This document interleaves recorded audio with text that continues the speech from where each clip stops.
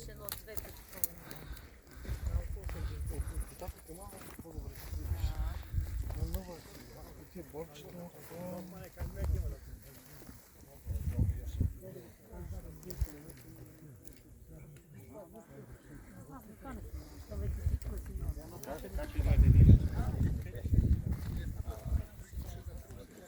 Це, напевно, вона і репетитор.